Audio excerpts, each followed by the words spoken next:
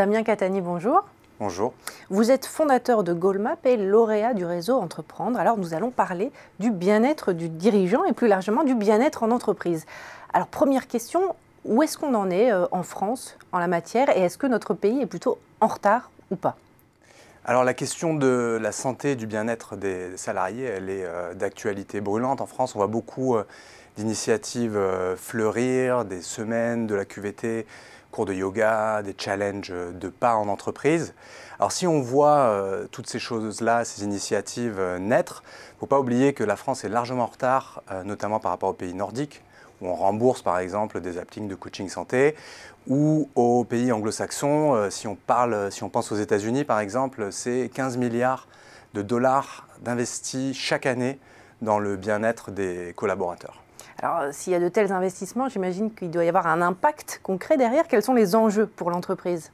Alors les enjeux sont énormes. Il faut avoir à l'esprit qu'aujourd'hui, vous avez 75% des salariés français qui attendent de leur entreprise un suivi régulier de leur état de santé et qu'elle endosse un rôle de coach dans la vie de tous les jours. Et si l'entreprise a une responsabilité en la matière, elle a aussi un intérêt à s'occuper de ces sujets, puisque par exemple, après la culture d'entreprise et la rémunération, la politique bien-être d'une entreprise va être le premier critère qu'un jeune va choisir pour choisir une entreprise et y rester. On voit beaucoup de classements, les entreprises où il fait bon travailler, etc., qui doivent justement influencer effectivement les jeunes étudiants ou moins jeunes à choisir une entreprise. Alors, quels sont les outils à la disposition du dirigeant, de l'entrepreneur, pour améliorer ou faire en sorte que le bien-être de ses salariés soit optimal? Alors, chez Goalmap, nous on accompagne justement les entreprises sur ces sujets-là, donc on commence à avoir un retour intéressant sur ce qui marche.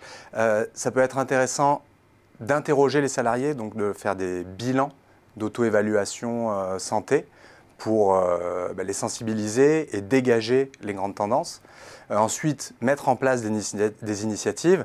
Alors, ça peut être des ateliers de yoga, des conférences sur le stress, des formations sur la nutrition pour vraiment les aider à mettre en place de bonnes habitudes et peut-être prolonger l'impact de ces activités en présentiel par du digital, donc des contenus de coaching numérique, des applis mobiles, etc. Alors, quid du dirigeant lui-même et de son propre bien-être? Alors le dirigeant, à l'heure du bien-être des salariés, est souvent le parent pauvre de ce mouvement, de ce phénomène, parce que vous avez des horaires de travail flexibles à la hausse, peu d'équilibre entre vie pro et vie privée, souvent des prises de décision, donc beaucoup de stress. Chez Goalmap, on essaie d'appliquer ce qu'on prêche. Alors moi, si je peux donner 2 ou 3 petits conseils sur les habitudes que j'ai dans ma vie perso. La première, ça va être de faire du sport avec un objectif d'au moins 4 fois par semaine, parce que ça permet de libérer le stress, de bien dormir et d'avoir aussi des objectifs en dehors du travail. Le deuxième, pour moi, c'est la méditation. Je m'efforce de méditer chaque jour. Ça permet d'être plus focalisé.